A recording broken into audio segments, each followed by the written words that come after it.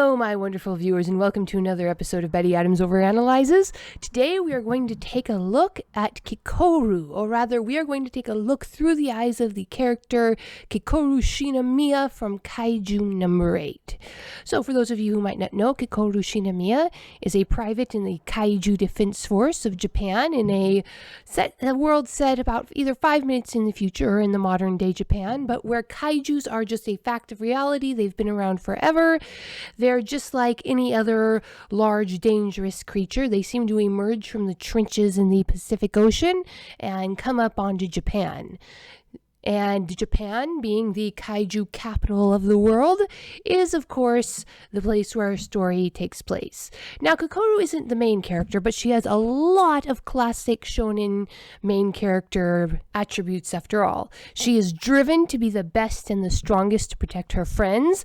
Her mother may or may not have been killed by kaiju. Her mother may have just basically worked herself to death in classic shonen character fashion and died in combat, or not. Her father is a stern disciplinarian, traumatized by the death of her mother, who drives her to be ever better because he wants her to be able to survive on the battlefield that is the Kaiju Defense Force workplace. So, what about Kikoru makes her special? Well, there are a dozen things I could go into about her character that makes her special, but again, this is about her eyes, her ears, and her nose. Now, we haven't got too much about her sense of touch and taste yet, but well, those might be coming. So, here's the thesis or the theory so as not to bury the lead. But before that, there will be spoilers for chapters 1 through chapter 47 of Kaiju number 8. So if you want to avoid those, I'm giving you the chance now. You can click the link below the video to go get a copy of my book, Humans Are Weird. We took a vote, a second book of human absurdity, Monty Python meets Star Trek in the short story collection. Hit the link below the video, and that'll take you to the Indiegogo page for the month of October, where you can get yourself a hard copy, author signed edition of my book. But Kikoru. Here's the theory.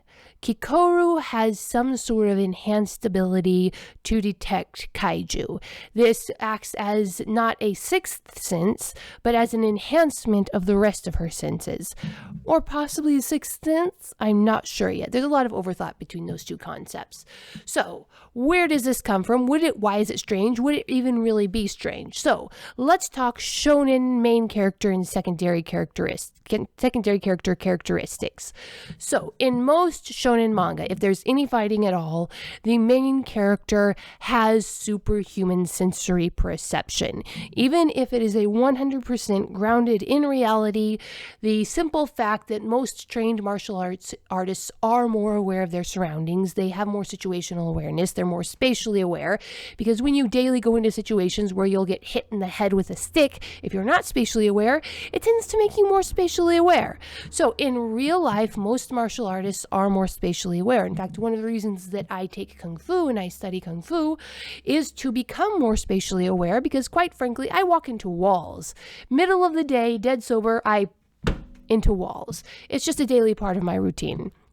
So, that reality has, of course, been expanded on in anime and manga. Again, many heroes who are grounded in reality do have not only superhuman combat abilities, Jackie Chan style, but they have superhuman sensory abilities. Their ears are sharper, their eyes are sharper, they can sense the aura of their enemy approaching behind them. And despite the many scientific research into this, there's never been any proof that people can detect auras, but it's hard to get the people who would be most likely to have that ability to sit down for a scientific study. And so, again, this might be art imitating life, but it's generally just accepted to be a slight exaggeration of reality to enhance the rule of cool in a fairly reasonable way. A trained martial artist, an experienced old soldier, they will have the ability to sense specifically aggressive intentions aimed in their direction. Now, this might have seemed like a side tangent, but I just want to establish what we are witnessing in Kikoru could simply be a manifestation of that very old, super common shonen trope. But I am deeply suspicious of super odd, super common shonen tropes because Matsumoto is a master at using them to hide major plot points. But what's the evidence that Kikoru has enhanced senses?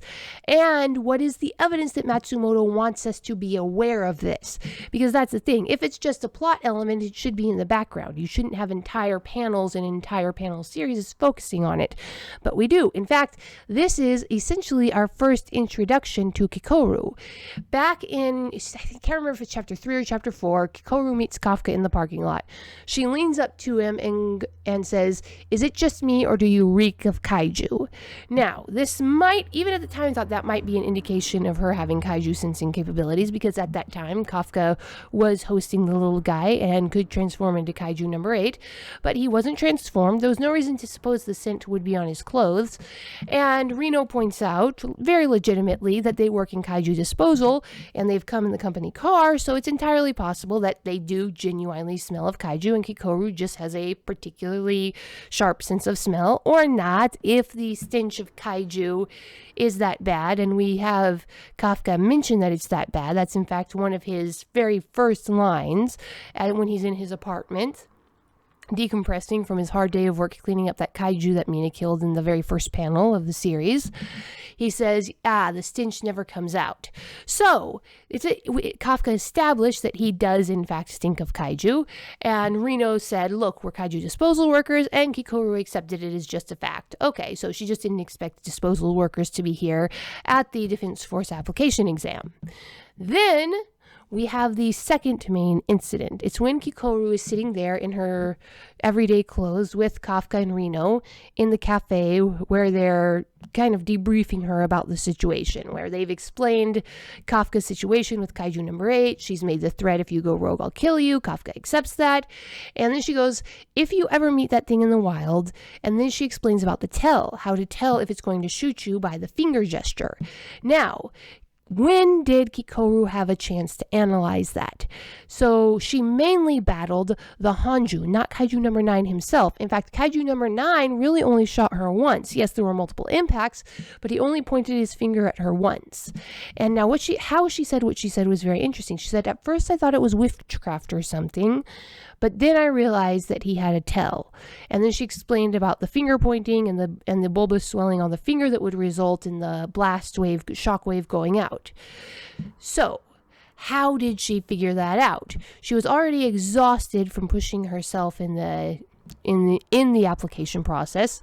She was instantly injured after Kaiju number 9 hit her with the finger guns. And then she was immediately after that completely focused on battling the Hanju until Kafka showed up, rescued her, after which she passes out from blood loss. So when did she have time to analyze that move? Again, logically it makes sense that after the fact, while she was laying there in the hospital bed, she had plenty of time to analyze what she saw and she could have put 2 and 2 together. But again, that would have required exceptionally acute eyesight and perception on her part. Again, entirely within the realm of what we expect from a common manga protagonist or even a deuteragonist. She has enhanced sensory perception. So we've got smell, we've got sight. But now here comes what's either the sixth sense or possibly the sense of hearing. In this latest chapter, when Kaiju number 9 sprouts those wings out of the ant's body that he's possessing and intending to blast Kafka and Kikoru. Kikoru shudders, turns around, and looks at him before he's finished fully manifesting the wings.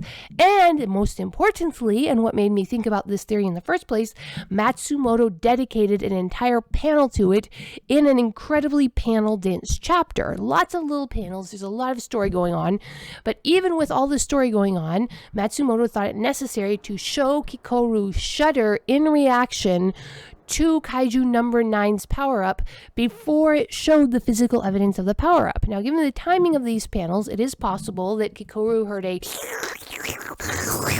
sound as the wings manifested out of the Kaiju number 9's ant body. It would have taken at least a hot second for those wings to manifest. They probably made a sound while manifesting. It was probably a very unsettling sound that Kikoru had never heard before. Again, just like the previous 2 incidences, everything is within the realm of probability. But again, Matsumoto took the time to illustrate what was happening with that shuddering panel. So it looks to me like Kikoru might have the ability to sense kaiju auras when they're being aggressive. So let's set aside the very possible explanation that she just has the standard manga protagonist, martial artists, enhanced sensory perception from experience, and assume that she has an extrasensory perception. Where did she get it? Again, within the context of the manga, there is a perfectly natural explanation. In this manga, Kaiju number 8, the kaiju have essentially replaced the yokai that you would get in a more fantasy-based manga.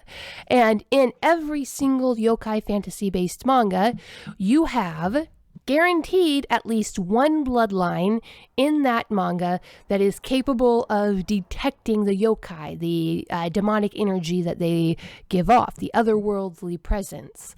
And these bloodlines will be either the main character, but usually secondary characters that assist the main character. And if you look at it from that direction, from a traditional fantasy manga instead of a science fiction manga, then having Kikoru be the Miko, the young priestess descendant of a line of priests and priestesses who has the ability to sense these otherworldly creatures, it makes perfect sense. So given how long these kaiju have been about, given that there's entire families dedicated to fighting kaiju, I would assume that there's a very good chance that both Vice Captain Soshiro Hoshina and Kikoru Shinomiya come from families that have an enhanced ability to detect kaiju, because those that didn't probably wouldn't have survived too long, especially with the Vice Captain. I'm almost certain that he has an enhanced ability to detect kaiju, and again, given that he was one of the first one to suspect Kafka of having some connection with Kaiju number 8.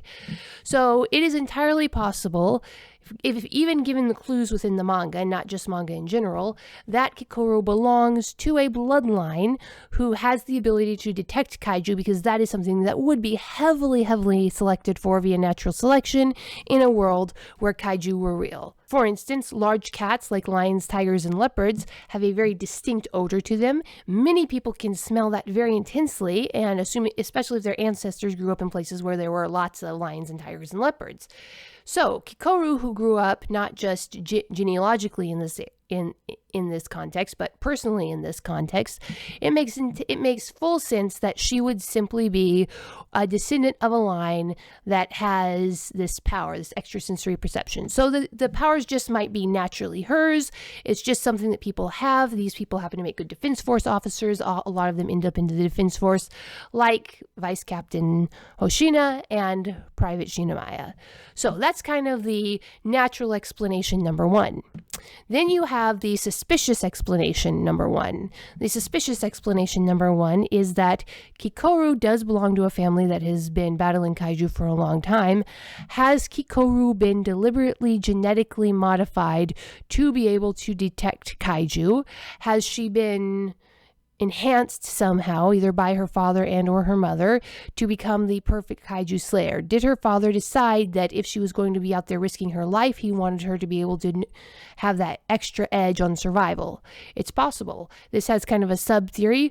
Were her father and mother genetically modified? Her father and mother respectively had numbers weapon 2 and numbers weapon 4. Did those numbers weapons incidentally change their DNA so that their daughter was born with kaiju sensing capabilities? Was their DNA deliberately changed so that they could interact better with these suits, and inadvertently their daughter was affected by it? Was their daughter inadvertently affected by their use of the suits? Not DNA, but just their physiology was affected.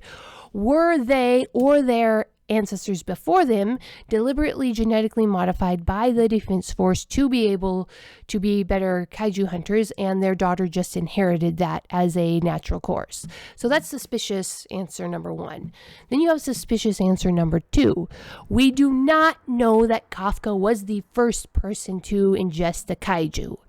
We do know that it was looking for him. So what if other kaiju look for other hosts? What if there are multiple people with kaiju in them? What if Shinamaya was one? What if and I'm not just asking that about Kikoru. What if Shinamaya Sr., either her father or her mother, had one of these parasites? If Kafka had not been awake when it happened, if he'd been asleep, he may have never known what had happened to him. And if he had not transformed immediately after, he might have never known. Maybe not all of these kaiju that can crawl in and merge with your body cause a transformation. So what if Kikoru is just like Kafka, has some major organ replaced with a kaiju? Her heart, maybe, who knows, maybe her lungs, maybe her spleen, maybe her gallbladder. Hard to say. But what if Kafka's not the first? What if Kikoru also has this kaiju detecting ability? Because remember, the only person we've seen to definitely have a kaiju detecting ability is Kafka because of the presence of the little guy around his heart. What if Kikoru also has this kaiju detecting ability? It just manifests through her not as strongly, and therefore just manifests as an enhancement of her senses. So what do you think? Does Kikoru have extrasensory perception, or is she just the classic manga protagonist, or deuteragonist rather? So while you think about that, please let me know your theories. I really want to know what other people think of this. Have I missed anything in the chapters? Are there any more hints that Kikoru or anybody else has this extrasensory perception? Leave a like and a comment, hit that subscribe button, go buy yourself a copy of my book, Humans Are Weird, and peace out, my wonderful viewers. Humans Are Weird, We Took a Vote.